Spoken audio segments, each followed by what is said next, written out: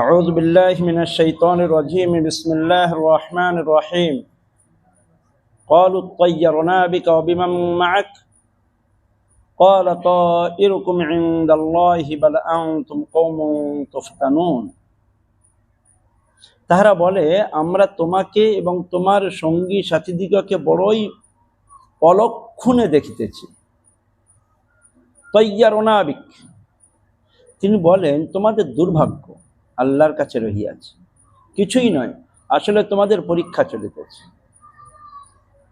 নবীদের বলছে অলক্ষণে, মানে বেবরকতি বলি, অলক্ষণে। وكان في المدينة 9 رهط يفسدون في الأرض ولا يصلحون। উক্ত নগরে 9টি লোক ছিল যাহারা দেশের মধ্যে উৎপাত উপদ্রব করিয়া ফিরিত এবং ভালো কাজ করিত না। হযরত সালেহ আলাইহিস সালামের জাতি তাহাকে বলে, সালেহ, আমরা তোমাকে এবং তোমার সঙ্গী সাথীদিগকে বড়ই অলক্ষণে দেখিতেছি। যখন থেকে তোমাদের অশুভ আবির্ভাব হইয়াছে তখন হইতে কখনো দুর্ভিক্ষ, কখনো মহামারী, একটা না একটা অঘটন আমাদের ভাগ্যে জুটিয়াছে, আমাদের জাতীয় সংহতিতে ফাটল ধরিয়াছে। এক তো কি হচ্ছে, কখনো মহামারী, কখনো দুর্ভিক্ষ, কিছু একটা কিছু ঘটছে, আবার জাতীয় সংহতিতে ফাটল, মানে কেউ কেউ ইসলাম গ্রহণ করছে, তো জাতীয় সংহতি বিঘ্নিত হচ্ছে। হযরত সালেহ আলাইহিস সালাম বলেন, তোমাদের ধারণা ভুল, আমরা অলক্ষণে নই, বরং তোমাদের অশুভ অদৃষ্ট কপালের মন্দই তোমাদের বিপদ রাখিয়া আনিতেছে। আমরা যখন এখানে রাজনীতি করেছিলাম তখন কিছু কিছু রাজনৈতিক দলেরা বলেছে, তোমরাই এসে অশান্তি শুরু করেছো, তোমাদের জন্যই এখানে সাম্প্রদায়িকতা এসেছে, আমরা রাজনীতি ছেড়ে দিয়েছি, এখন কেন সাম্প্রদায়িকতা থাকবে? তো এ তো হচ্ছে বাতিলদের কথা, বাতিলদের কথা। সালেহ আলাইহিস সালাম কি বললেন? তোমাদের অশুভ অদৃষ্ট কপালের মন্দই তোমাদের বিপদ রাখিয়া আনিতেছে, তোমাদের কুফুরের ফলেই তোমাদের উপরে আল্লাহর অভিশাপ নামিয়ে আসিতেছে, তোমাদের পোড়া কপাল, তাই ঘা খাইয়াও তোমাদের চেতনা হয় না, পথে আসো না। মহামারী বলি, দুর্ভিক্ষ বলি, যা কিছু হোক না কেন, সামান্য কিছু দিয়ে আল্লাহ তাআলা আল্লাহর বান্দাদেরকে ফিরে আসতে বলে, তওবা করো, কষ্ট এসছে, আল্লাহকে চেনো, আল্লাহকে বোঝো, নিজের গুনার উপরে অনুতপ্ত হও। এই ফিরে আসা যখন কারোর তৌফিকে থাকে না, নসিবে থাকে না, তখন আরো সে নিচের দিকে নামতে থাকে, আরো খারাপ কাজে লিপ্ত হতে থাকে।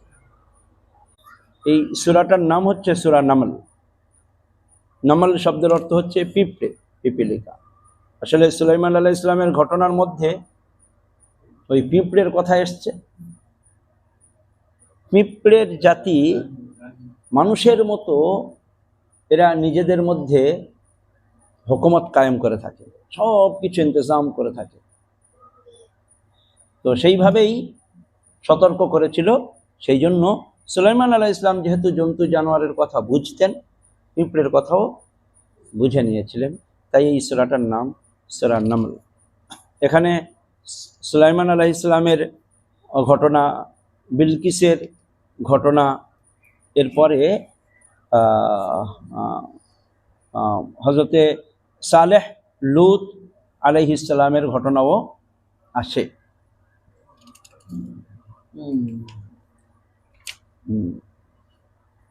তো সালেহ আলাইহিস সালামের কওমদের কথা এবং তার উত্তর এখানে আসলো। হযরত সালেহ আলাইহিস সালামের জাতির মধ্যে এই 9টি লোক তাদের নিজ নিজ দলের দলপতি ছিল। দেশের মধ্যে চুরি, ডাকাতি, উৎপাত, উপদ্রবী ছিল তাহাদের পেশা। কখনো কোনো ভালো কাজ তাহাদের দ্বারা হইত না, ভুল করিয়াও তাহারা পুণ্যের পথে পা বাড়াইত না। 9 জন লোক, দলপতি, নেতা, তারাই অন্যায় করে বেড়াতো। তারা দলের নেতা আর তারাই অন্যায় করে বেড়াতো। তাদের কথাই এখানে উল্লেখ হয়েছে। ওই 9 জনের কথা। উক্ত নগরে 9টি লোক ছিল, যারা দেশের মধ্যে উৎপাত উপদ্রব করিয়া ফিরিত এবং ভালো কাজ করিত না। অনুরূপভাবে মক্কার কুরাইশদের মধ্যেও হুজুর সাল্লাল্লাহু আলাইহি ওয়াসাল্লামের বিরুদ্ধে 9টি দলপতি ছিল। 9 জন দলপতি ছিল। হুজুর সাল্লাল্লাহু আলাইহি ওয়াসাল্লাম এবং ইসলামের বিরোধিতাই ছিল তাহাদের 24 ঘন্টার কাজ, আর কোনো কাজ নেই। আমাদের মধ্যে যদি কেউ বলে আমরা ভালো কাজ করছি, এত বাধা কেন, এত বিপত্তি কেন, এত আপত্তি কেন? আরে কার না আপত্তি আর বিপত্তি হয়েছে?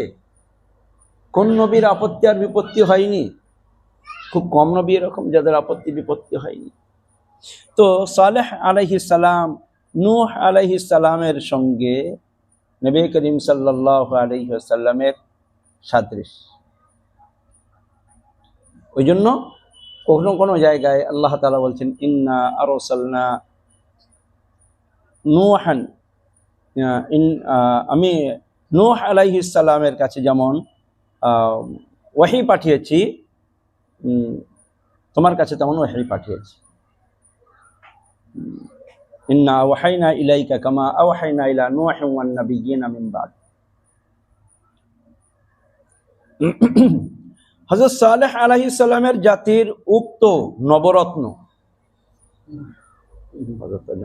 উক্ত নবরত্ন একদা পরামর্শ করত আল্লাহর নামে শপথ করে যে তাহারা রাত্রির অন্ধকারে অতর্কিতভাবে আক্রমণ করত সালেহ এবং তাহার পরিবার পরিজনকে নিধন করিবে।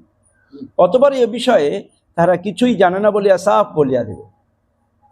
মানে পরামর্শটা কিরকম করবো, বলো আমরা কিছুই জানি না। তাহারা সব অভিযোগ অস্বীকার করিয়া বলিবে, কেমন করিয়া যে কি হইল আমরা তো তাহা ঘুণাক্ষরে টের পাই নাই। এখন যেমন হয়, নেতারা মারবে আর বলবে কি করে হলো বলো তো, এরকম তো হওয়ার কথা ছিল না, আমার সঙ্গেই তো ছিল, এমন হলোটা কি? মারছে সে আর বলছে এমন তো হওয়ার কথা ছিল না। মানে পরম্পরা চলে আসছে আগে থেকে। কেমন করিয়া যে কি হইল আমরা তো তা ঘুণাক্ষরে টের পাই নাই। নিজেরা এমন করা তো দূরের কথা, এমন কথা তো আমরা স্বপ্নেও ভাবি নাই। মানে অস্বীকার করার একটা পদ্ধতি আছে। সম্মিলিতভাবে সকলে এরূপ একই উত্তর করিলে কেহ আমাদের বিরুদ্ধে অভিযোগ সপ্রমাণ করিতে পারিবে না। আচ্ছা, তারা তো এরকম করলো। قالوا تقاسموا بالله لنبيتنه وأهله ثم لنقولن لوليه ما شهدنا مهلك أهله وإنا لصادقون ومكروا مكرا ومكرنا مكرا وهم لا يشعرون। আচ্ছা, তোমরাও চক্রান্ত করবে, আল্লাহও চক্রান্তের জাল ফাঁস করে দেবে। বলা বাহুল্য তাহারাও এক ফোন দিয়ে আঁটিল এবং আমিও ফোন দিয়ে আঁটিলাম। আল্লাহর ফোন দিয়ে আঁটানো অর্থ হচ্ছে ফোন দিয়ে আঁটা নয়, হ্যাঁ, মানে তাদের সঙ্গে সাদৃশ্যের জন্য এই শব্দ ব্যবহার করেছেন, অথচ তাহারা বুঝিতেই পারিল না। দুর্বৃত্তরা একদিকে এই ফোন দিয়ে আঁটিতেছিল, আল্লাহ তাআলাও তাহাদের শাস্তির আয়োজন করিতেছিলেন। এটাই হচ্ছে আল্লাহর ফোন দিয়ে আঁটা। এটাকেই ওই অর্থে ব্যবহার করা হয়েছে। তাহারা তাহাদের এরূপ দুষ্কৃতি দ্বারা তাহাদের অপরাধের ভরা যাহাতে 16 কলায় পূর্ণ করিয়া তোলে তাহার সুযোগ দান করিতেছিল। তাহাদের অপরাধের ভরা, হ্যাঁ, ভরা থালা, পশরা সাজানো, যাহাতে 16 কলায় পূর্ণ করিয়া তোলা যায়। হ্যাঁ, একদম 16 কলায় পূর্ণ, মানে একটুও খালি থাকবে না। তাহার সুযোগ দান করিতেছিলেন। তাহারা নিজের মনে নিজের ফোন দিতে উল্লাস করিতেছিল, বুঝিতেই পারে নাই যে ভিতরে ভিতরে তাহাদের সর্বনাশের দিনই ঘনাইয়া আসিতেছে। অনেক মনে করে না খুব চালাকি করেছে, আল্লাহ তাআলা শাস্তিরও ব্যবস্থাও করে নিচ্ছে। আমার কই কেউ ধরতে পারেনি, তো কেউ ধরতে পারেনি, মানে এমন কায়দা করে করেছি না, ধরবে কি, আমার বুদ্ধির কাছে পারবে নাকি। কিন্তু আল্লাহর পাকার খুব কঠিন, আল্লাহর পাকার খুব কঠিন। তুমি হয়তো মনে করছো যে আমাকে কেউ জানতে পারেনি, যার জানার সে তো জেনে গিয়েছে। ধরা তো পড়বে, আজ না হয় কাল, যেখানে না হয় সেখানে। অথবা উক্ত 9টি দুর্বৃত্ত একত্র হইয়া প্রথমত উষ্ট্রীকে হত্যা করে। একত্রিত হইয়া সালেহ আলাইহিস সালামের যে উট পাহাড় থেকে বার হয়ে এসেছিল, বলো বার করো দেখি, যদি তোমার কোনো অলৌকিক ঘটনা থাকে পাহাড় থেকে উট বার করো। সালেহ আলাইহিস সালাম বলে, দেখো তোমাদের বলাতে আমি উট বার করেছি।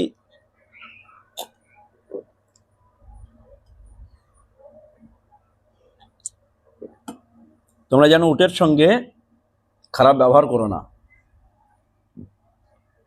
মুআজিজা আর কারামত, নবীদের দ্বারাই যে অলৌকিক ঘটনাগুলো ঘটে সেগুলোকে বলা হয় মুআজিজা। আল্লাহর ওলিদের মাধ্যমে যে সমস্ত অলৌকিক ঘটনাগুলো ঘটে সেগুলোকে বলে কারামত।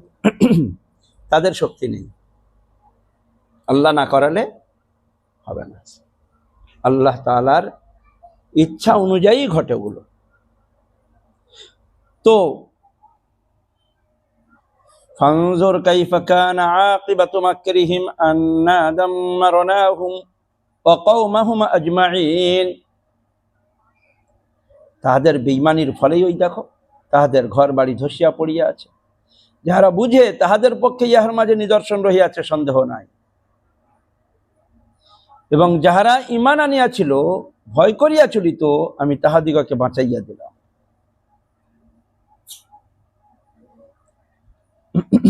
ওয়া আনজাইনাল্লাযীনা আমানু ওয়া কানু ইয়াত্তাকুন।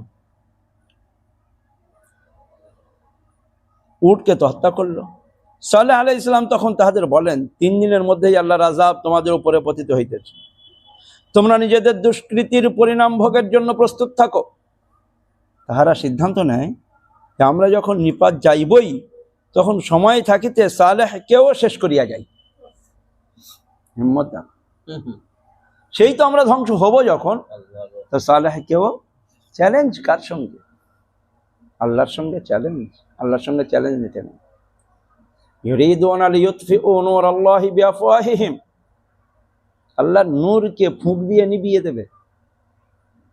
হ্যাঁ, আল্লাহু মুতিম্মু নূরিহি, আল্লাহ তো তার নূরকে পরিপূর্ণ করেই ছাড়বেন। আল্লাহর সঙ্গে চ্যালেঞ্জ নিতে নেই। তখন তাহারা সিদ্ধান্ত নেয় যে আমরা যখন নিপাত যাইবই, তখন সময় থাকিতে সালেহকেও শেষ করিয়া যাই, তাহাকে বাকি রাখবো কেন। এতদ অনুসারে তাহারা রাত্রিকালে হযরত সালেহ আলাইহিস সালামকে সপরিবারে হত্যার উদ্দেশ্যে যাত্রা করে। আল্লাহ তাআলা হযরত সালেহকে সপরিবারে সঙ্গী সাথী সহ রক্ষা করেন এবং উক্ত 9টি দুর্বৃত্ত এবং তাহাদের সমগ্র জাতি আল্লাহর আযাবে নিপাত যায়। আল্লাহ সব করতে পারেন, ধৈর্য ধরতে হয়। নবী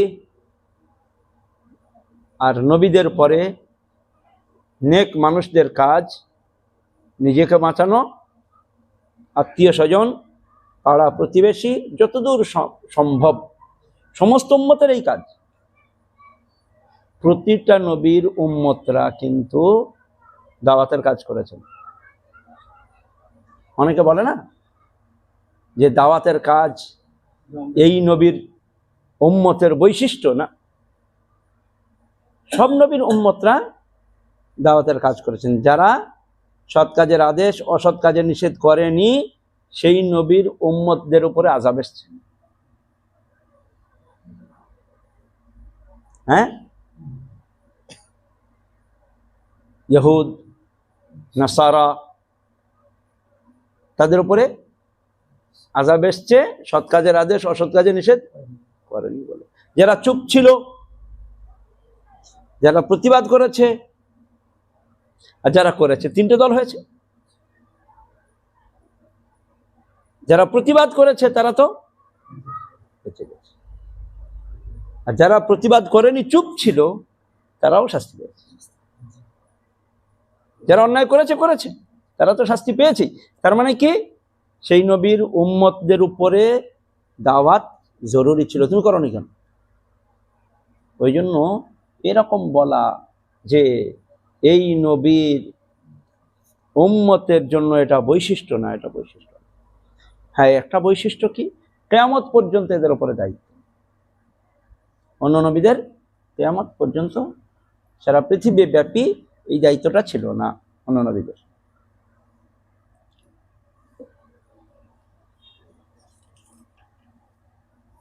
মক্কা থেকে সিরিয়া যাতায়াতের পথে তাহাদের উক্ত ঘরবাড়ির ধ্বংসাবশেষ পথিকের চোখে পড়ে।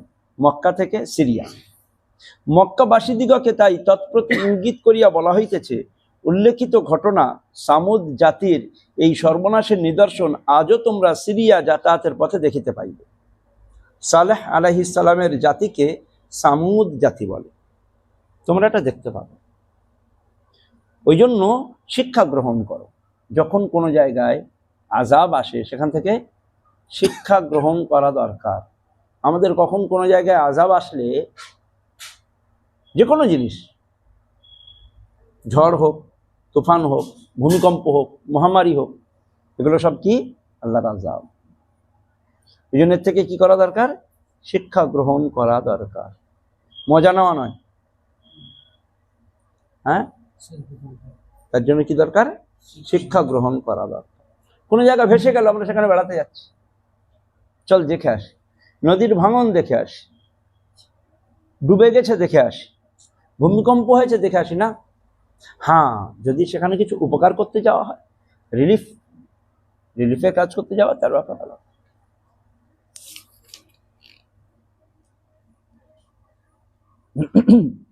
অলুতান إذ قال لقومه أتأتون الفاحشة وأنتم تبصرون أئنكم لتأتون الرجال شهوة من دون النساء بل أنتم قوم تجهلون فما كان جواب قومه إلا أن قالوا أخرجوا آل لوط من قريتكم إنهم أناس يتطهرون।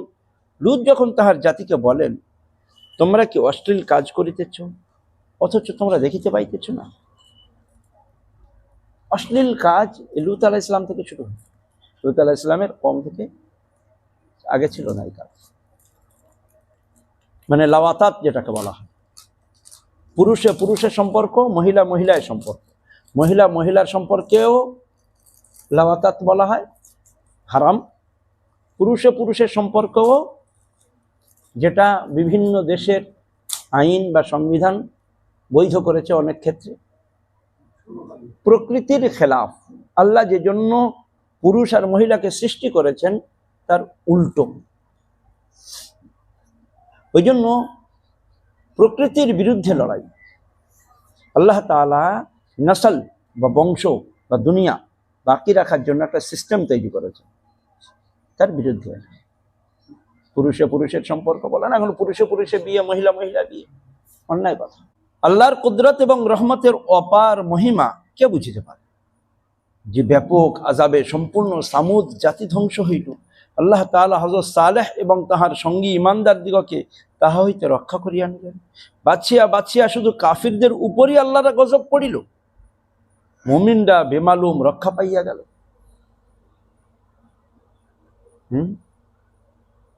বেছে বেছে, গুলি যেরকম বেছে বেছে মারে। হযরত লূত আলাইহিস সালাম তাহার জাতিকে তাহাদের অমানুষিক অশ্লীল আচরণ হইতে নিবৃত্ত করিতে উপদেশ দিয়া বলেন, যৌন ক্রিয়ার জন্য নারীর পরিবর্তে পুরুষের পিছনে ধাওয়া কত যে নোংরা এবং কদর্য আচরণ, একথা স্বয়ং তোমারই তো তোমরাই তো বিলক্ষণ বুঝিতে পারো, তবু কেন এমন নোংরা আচরণ করতে যাও? এই নোংরা আচরণকে এখন সরকারি বৈধতা দিচ্ছে অনেক জায়গায়, অথচ সবাই জানে এটা নোংরা। লূত আলাইহিস সালাম মানা করলেন, তাহারা লূত আলাইহিস সালামের কথার কোনো সদুত্তর খুঁজিয়া না পাইয়া বলে, আর পারা যায় না।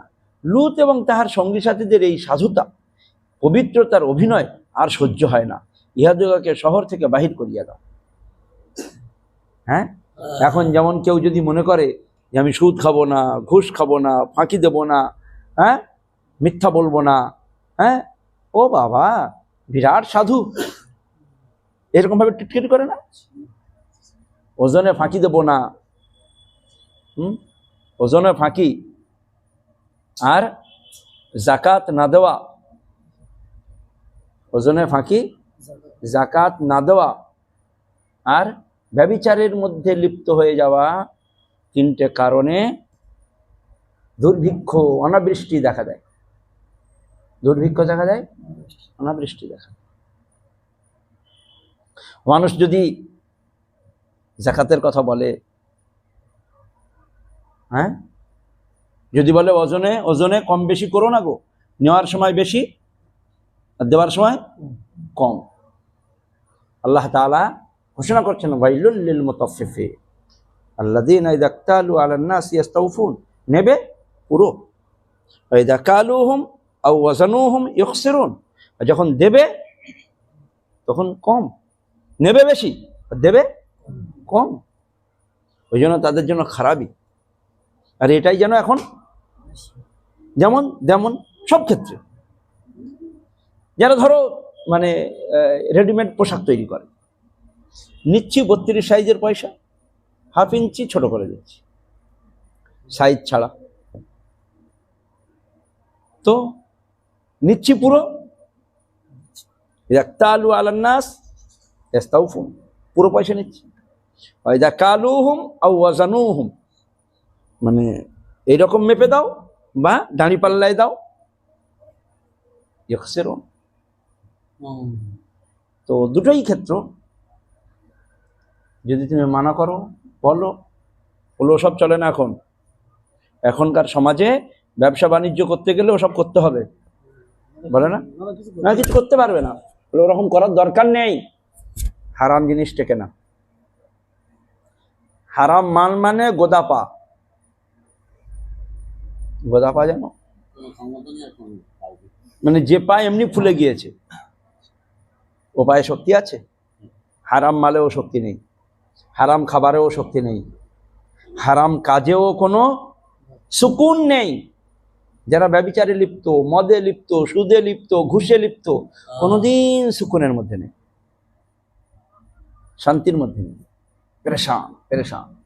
মনে করছে যে হারাম সম্পর্ক তৈরি করে একটু বেরিয়ে আসি, একটু ফুর্তি করি, ওই ফুর্তি দেমাগের সুকুন নয়। তো লূত আলাইহিস সালাম কি বললেন? বলার পরে তাহারা বলে শহর থেকে বার করে দাও। আসলে এত দ্বারা তাহারা হযরত লূত, তার সঙ্গী সাথী মুমিনদের এবং নিজেদের মধ্যে দূরত্ব সৃষ্টি, সম্পর্ক ছেদ চাইতেছিল, এদের সঙ্গে সম্পর্ক ছিন্ন করে দাও। এখনো যারা সুদের বিরুদ্ধে বলবে, ঘুষের বিরুদ্ধে বলবে, আরে সুদ ঘুষ তো বড়, পর্দার কথা বলবে, বললে বলবে এ মৌলভী সাহেব দিয়ে আর বক্তব্য করা যাবে না, না না না, হ্যাঁ হ্যাঁ, মসজিদের মেম্বারে ওই ব্যভিচারের কথা বলছে,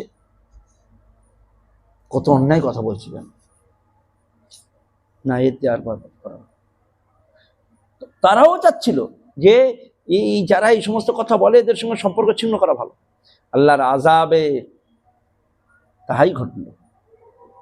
আল্লাহর আযাবে নিপাত গিয়া তাহারা হযরত লূত এবং তৎসঙ্গীয় মুমিনদের হইতে চিরতরে দূরে চলিয়া গেল। পবিত্রতা বাকি রহিল, নোংরামি চিরবিদায় গ্রহণ করিল, আর থাকলো না নোংরামি। দুষ্কৃতিকারীদের সঙ্গে লূত মহিষীর যোগাযোগ ছিল বলিয়া তাহাদের সঙ্গেই তাহার দশা ঘটিল।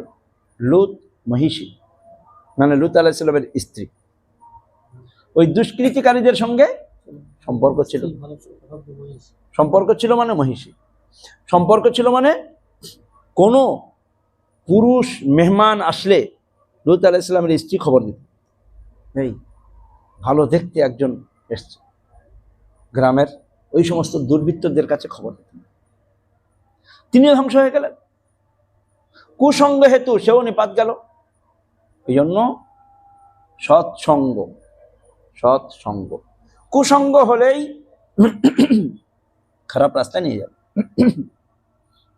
পয়গম্বরের স্ত্রী হইয়াও সে রক্ষা পাইল না আল্লাহর দরবারে। শুধু শুধু বংশ সম্পর্ক ঘনিষ্ঠতা কোনো কাজের নয় যদি ঈমান না থাকে। শুধু সম্পর্কের কোনো, হ্যাঁ ঈমানের সঙ্গে সম্পর্ক কাজে লাগে। ঈমান এবং সৎ কাজ বর্তমানে বংশ মর্যাদা শোনায় সোহাগা। ঈমান এবং সৎ কাজ আছে, সেই সঙ্গে সৎসঙ্গ শোনায় সোহাগা। হযরত নূহ আলাইহিস সালামের ছেলে হযরত ইব্রাহিম আলাইহিস সালামের পিতা নিপাত গেল। নূহ আলাইহিস সালামের ছেলে ইব্রাহিম আলাইহিস সালামের পিতা আর লূত আলাইহিস সালামের স্ত্রী কেউ কিন্তু আযাব থেকে পরিত্রাণ পায়নি। সম্পর্ক ভালো, নবীর বাপ, নবীর ছেলে, নবীর স্ত্রী, নবীর চাচা বেঈমান হয়ে আল্লাহ। অথচ ফিরাউনের স্ত্রী আবু জেহেলের পুত্র আল্লাহর রহমত লাভে ধন্য হয়ে যাবে। ফিরাউনের স্ত্রী আসিয়া, আবু জেহেলের পুত্র ইকরামা। দেখো, ওই জন্য শুধু বংশ মর্যাদা কোনো কাজে লাগে না। শুউবান ওয়া কবাইল, বিভিন্ন গোত্র বংশ, এটা শুধুমাত্র পরিচয় পরিচিতির জন্য। লিতাআরাফু, আল্লাহ বলছেন সম্মান দুনিয়া ও আখিরাতের। দুনিয়ার কেউ যদি মনে করে ওরা অসম্মানিত, ওদেরকে অসম্মান করছি, তো কে পাগল ছাগল অসম্মান করলো তাতে কি যায় আসে? ইন্না আকরামাকুম ইনদাল্লাহি আতকাকুম, তোমাদের মধ্যে সম্মানিত কারা? যারা আল্লাহকে ভয় করে, সবচেয়ে বেশি ভয় করে, তারাই বেশি সম্মানিত। আসমানি আযাবের বৃষ্টি বর্ষণে তাহারা চিরতরে নিপাত গেল। ওয়ামতারনা আলাইহিম মাতারা ফাসাআ মাতারুল মুনযারিন ক্বাল আলহামদুলিল্লাহি ওয়া সালামুন আলা ইবাদিহিল্লাযীনা ইসতাফা আল্লাহু খায়রুন আম্মা ইউশরিকুন। তাহাদের উপর বৃষ্টি বর্ষণ করি, সতর্কিতদের পক্ষেই বৃষ্টি কতই না নিদারুণ ছিল। তুমি বলো আল্লাহর জন্যই যাবতীয় প্রশংসা, তাহার প্রিয় বান্দাগণের প্রতি সালাম। সত্য বলো তো, আল্লাহ ভালো অথবা তাহারা যাহাদিগকে শরীক করিতে যায় তাহারা? হযরত শাহ সাহেব বলেন, হযরত সুলাইমান, হযরত সালেহ এবং হযরত লূত আলাইহিস সালামের উল্লিখিত ঘটনাবলীর সঙ্গে আমাদের হুজুর সাল্লাল্লাহু আলাইহি ওয়াসাল্লামের জীবন বৃত্তান্তের অনেক সাদৃশ্য রহিয়াছে। সাবার রানী এবং তাহার সৈন্য সামন্ত হযরত সুলাইমানের বিরাট সেনাবাহিনীর মোকাবিলা করিতে পারিবে না। হযরত সুলাইমান আলাইহিস সালাম যেমন ঘোষণা করিয়াছিলেন, মক্কা বিজয়ের সময় মক্কার লোকেরাও অনুরূপভাবে আমাদের প্রিয় নবী সাল্লাল্লাহু আলাইহি ওয়াসাল্লামের সঙ্গী সহচর সৈন্যবাহিনীর মোকাবেলা করিতে পারে নাই। এই দিক থেকে সুলাইমান আলাইহিস সালামের সাদৃশ্য। হযরত সালেহ আলাইহিস সালামের জাতির দুর্বৃত্তেরা রাত্রিকালে তাহাকে হত্যা করিবার ষড়যন্ত্র করিয়াও যেমন ব্যর্থ কাম হইয়াছিল, আমাদের হুজুর সাল্লাল্লাহু আলাইহি ওয়াসাল্লামকে হত্যার ষড়যন্ত্র করিয়াও হিজরতের রাতে মক্কার দুর্বৃত্তরা ব্যর্থ কাম হইয়াছে। লূত আলাইহিস সালামের জাতি তাহাকে বিতাড়িত নির্বাসিত করিতে চাহিয়া শেষ পর্যন্ত যেমন আল্লাহর গজবে নিপতিত চির বিতাড়িত হইয়াছে, লূতের কিছু করিতে পারে নাই, তেমনি মক্কার দুর্বৃত্তেরা আমাদের হুজুর সাল্লাল্লাহু আলাইহি ওয়াসাল্লামকে নির্বাসিত করিতে প্রয়াস পাইয়া শেষ পর্যন্ত নিজেরাই নির্বাসিত এবং বদরের যুদ্ধে চিরতরে নিপাত গিয়াছে। ইতিহাস যে যুগে যুগে পুনরাবৃত্তি করিয়া থাকে তাহাতে সন্দেহ নাই। এখনো যারা দুর্বৃত্তরা আছে, যারা মনে করছে ইসলামকে টিটকিরি করে, ইসলামকে মান্যওয়ালাদের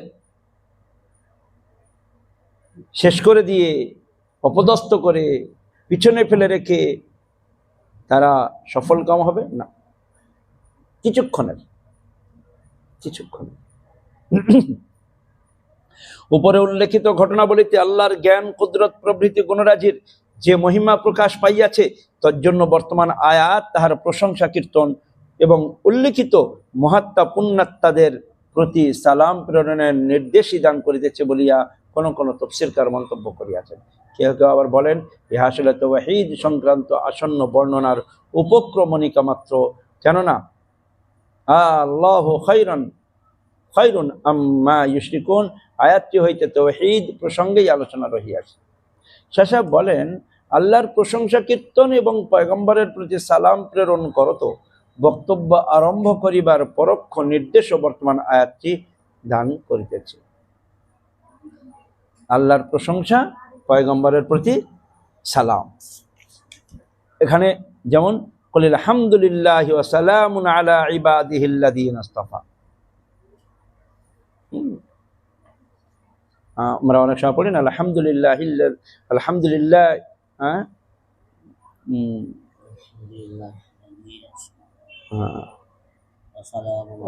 ওয়াকাফা ওয়া সালামুন আলা ইবাদিহিল্লাযীনা ইসতাফা, আলহামদুলিল্লাহ ওয়াকাফা ওয়া সালামুন আলা ইবাদি, এখান থেকেই ওইটা এসছে, কুল আলহামদুলিল্লাহি ওয়া সালামুন আলা ইবাদিহিল্লাযীনা ইসতাফা। এখানে হইতে তাওহীদের বর্ণনা আরম্ভ করতে বলা হইতেছে উপরে উল্লিখিত ঘটনাবলী এবং আল্লাহর মহিমা ও গুণরাজির পরিপ্রেক্ষিতে তোমরাই বলো, আল্লাহ এবং তোমাদের ঠাকুর দেবতা উভয়ের মধ্যে কে ভালো? সর্বশক্তিমান, সর্বগুণাকর আল্লাহ তাআলা এবং তোমাদের অক্ষম মজবুর উপাস্য দেবতাদের মধ্যে কে উত্তম? তোমরাই বিচার করিয়া বলো।